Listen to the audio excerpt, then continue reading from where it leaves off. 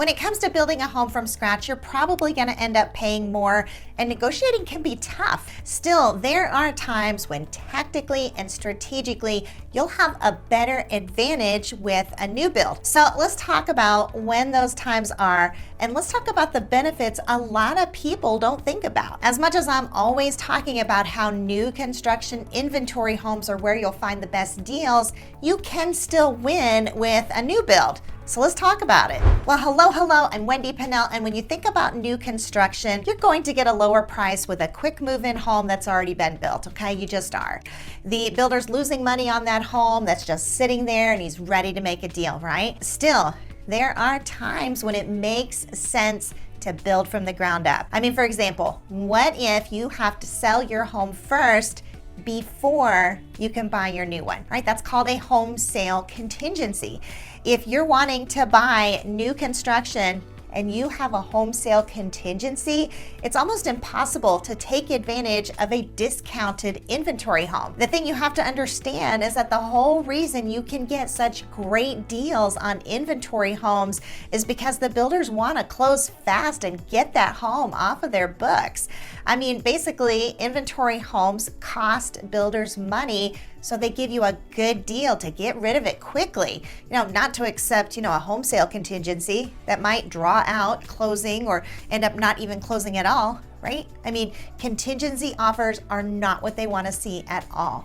In fact, most builders want to close in no less than 4 weeks when it comes to their inventory homes. Unfortunately, for those of you who simply can't buy without first getting the proceeds from your sale, there are really only 2 options to make this work, and both of them are unpleasant. The first is to waive the home sale contingency and hope that by some miracle your current home will sell within the 4 weeks you need it to in order to close on your inventory home. Right? That doesn't exactly sound like a good time to me. The second is to sell your home first and just be homeless for a month or so while you go through the purchasing process on your new inventory home. So this option comes with, all sorts of fun logistics to sort out, like, you're gonna stay with family, an Airbnb or a hotel, and putting all of your belongings in storage, right? Because, who doesn't like to move everything they own twice in a couple of months, right? Ultimately though,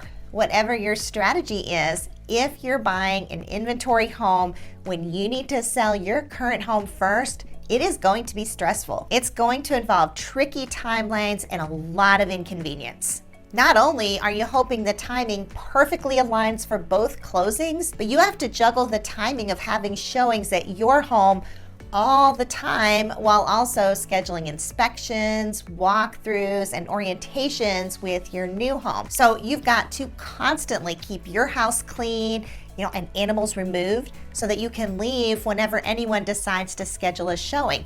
And all this is assuming that you've already gone under contract on your new home. Okay, so imagine having to do all of this while also going to showings yourself constantly and trying to get your own offers accepted. Now, on the other hand, if you open up your options to include a new build home from the ground up, it'll typically take, at the very minimum, 6 months to build, and sometimes even 10 months or more. That really is the stress-free way to take your time fixing up your home, getting it listed for sale. All right, you have plenty of time to sort through offers and get a great buyer without the pressure causing you to settle. Plus, you already know exactly where you're gonna be moving. So now you can take your time making important decisions like where you're gonna live, what design choices you want to live with for the next decade in your new home. The truth of the matter is you're going to find a better deal on an inventory home, but sometimes when it comes to the logistics of your situation, it just isn't going to allow you to get those kinds of deals that inventory homes offer. If you're in that situation, a new build is worth fighting for. Is worth jumping into that negotiating battle and fighting the good fight. And remember, you'll have the time to do all of that. So let's talk about that negotiating battle. First of all, you may be wondering, why is it that you can get better discounts with inventory homes than you can with new builds, right? Because don't builders want to sell as much as possible either way? Well, yes, but with new builds, the builder isn't going to be paid for another 6 to 10 months at a minimum. They okay? In their minds, they assume home values are going to go up between now and then. So they figure they're already giving you a discount by selling the home for the current market value. The other thing about new builds is that the builder is assuming all of the risk. Okay, the price of materials and inflation could go up during the 6 to 10 month period, but he has already agreed to a set price with you. So basically, it's not their favorite way to sell homes. Still, there are ways to negotiate with new builds. It is definitely more of an uphill climb, but it can be done. A first great option is to look for a subdivision that is just starting out. It'll look like a big muddy field, all right? You know, exactly the view you were hoping for, right?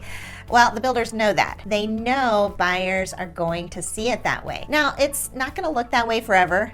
And unless there's huge pent-up demand for that specific area, you'll probably be able to get a discount here. In these kinds of subdivisions, they probably don't even have any inventory homes built to sell yet. If the builders want to sell anything, they'll need buyers willing to take a leap of faith. At this point, they know this, and they'll be happy to make a sale that early on in the game.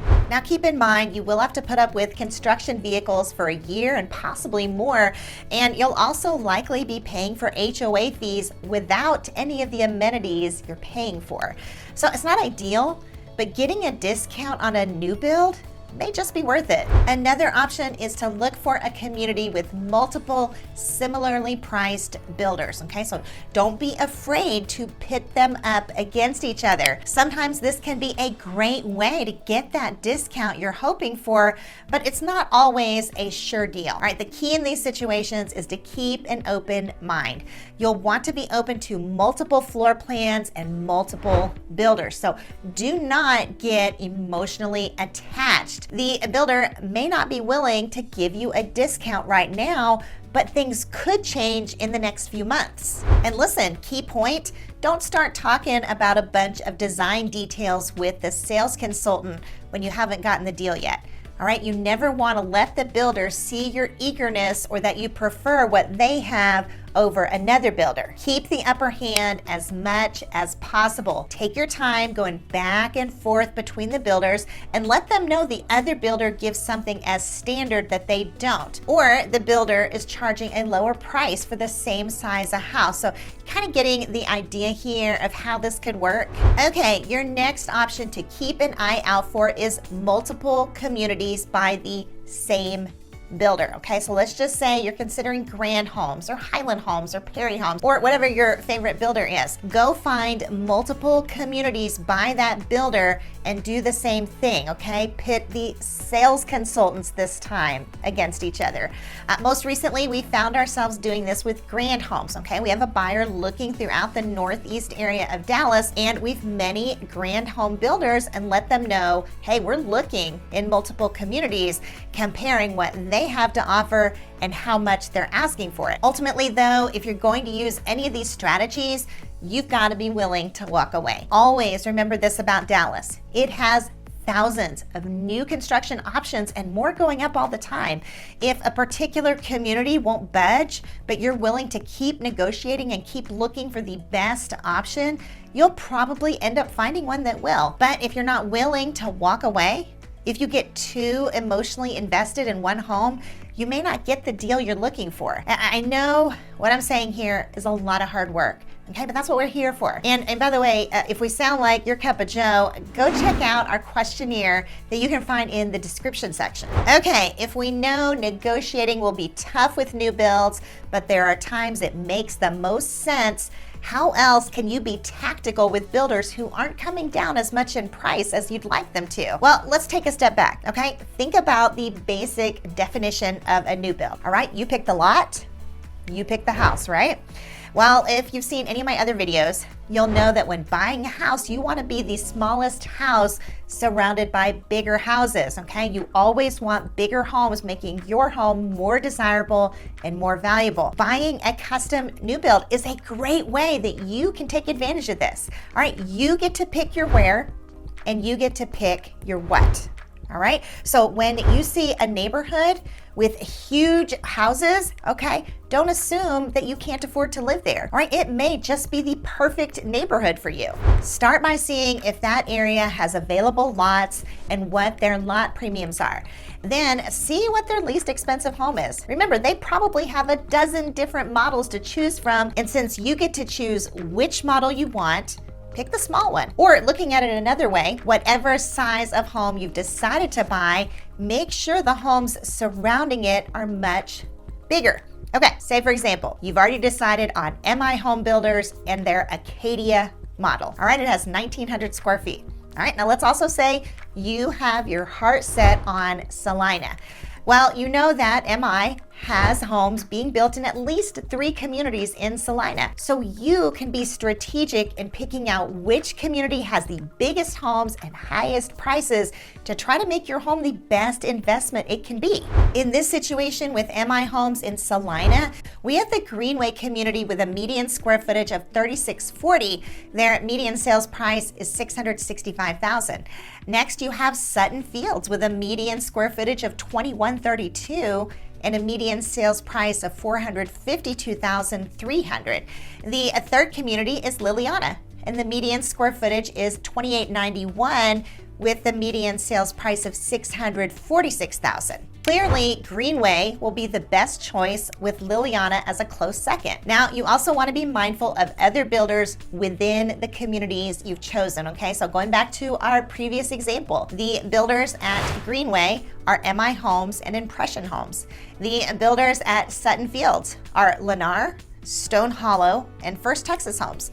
The builders at Liliana are Bloomfield, American Legend, and Highland Homes. I realize those names may not mean much to you, but because we do so much new construction work over here at home in Dallas, we can tell you exactly which of those builders build a more expensive, higher level home and which builders can tend to create a low quality home. One of the builders I just mentioned has almost entirely 1-star reviews, right? Not exactly the kind of place you want to move to if you're hoping to make your next home a great investment. The thing about a new build is that you get to pick up and move any place they'll let you put the house you've chosen, right? So you have the tactical potential of buying in a neighborhood you would otherwise not have been able to afford. So if you know you're going to do a new build anyway, pick a neighborhood with homes that are all bigger than the one you're going to build. Now I want to talk to you about something called equitable title. In a housing market where home values are consistently trending upward, understand that you're not getting the value of your new build in today's market. You're negotiating what it'll be worth 6 to 10 months from now. The reason for this is that when you lock a builder under contract, they're stuck to that price even as home values go up and building costs go up. This means you have what we call equitable title. Okay, so that term is probably unfamiliar. So what is equitable title? Well, Legal Match describes it this way. They say equitable title refers to a person's right to obtain full ownership of a property or a property interest. Now, notice the phrase the right to, okay? You don't own that new build yet. I mean, heck, it's not even built yet, right? But you have the right to buy it at the price you negotiated today, even though you won't own it for another 6 to 10 months. The beauty of equitable title is as the home goes up in value, all of that equity belongs to you. So even though you won't get a deep discount up front, you have the benefits of equitable title. In a very technical sense, you aren't negotiating what the home is worth today, you're negotiating what it'll be worth 6 to 10 months from now. If you close 10 months from now and the home has gone up in value, let's just say $20,000 during that time, that equity already belongs to you. You're basically getting to build equity before you've even completed the purchase of your new home. Okay, now let's talk about the flip side to that, okay? Because there is risk here in seasonality, and I need you to know and understand that. In Dallas, home prices tend to swing by as much as like 10 to 15% between the spring and summer months and the fall and winter months. So all the while that home values are still generally, trending upward throughout the seasonal changes, but this can really come back to bite you if you go under contract at the wrong time of year. Say, for example, you go under contract in the spring and you close in the winter once your home is completed. Well, your home could appraise under value because seasonality is bringing those prices down. And this could cause some serious issues with your financing. Now, since you've watched this video, you know home prices are more than likely going to trend right back up in the spring and summer. But guess who doesn't care, right? The appraiser. The appraiser is going to tell you what your home is worth at the time of the appraisal, and they will base it on the most current home sales available. So if you have to close on your home in the dead of winter, there's a very real chance you could face an appraisal that comes in below what you agreed to pay for it. All right, now why is that a big deal? Well, guess who cares a whole lot about how the appraisal comes in? Okay, your lender. But just because your lender doesn't want to give you as much financing anymore doesn't mean the builder suddenly cares that the appraisal came in low, right? Because when it comes to appraised values, builders are not going to come down in price. In fact, they're very clear on this. If a home appraisal comes in below the contract price, you as the buyer will have to make up that difference. So that could mean the difference in having to bring $10,000 or even $20,000 to closing versus not having to do that at all. So keep the time of year in mind. Seasonality can really hit you when you're going to be under contract over a broad span of time. Strategically speaking, if you're keeping appraised values in mind, your better bet will be to go under contract in the fall and winter months when prices of home will be down, with a closing in the spring and summer when prices will generally be up. Now, speaking of which, you need to know this about seasonality. New builds do not follow the rules when it comes to seasonality. They operate with their own set of rules. So when you hear about how great seasonal price drops are, don't head into the fall thinking you can take advantage of seasonality with a new build. You will be working in their strongest and most expensive market.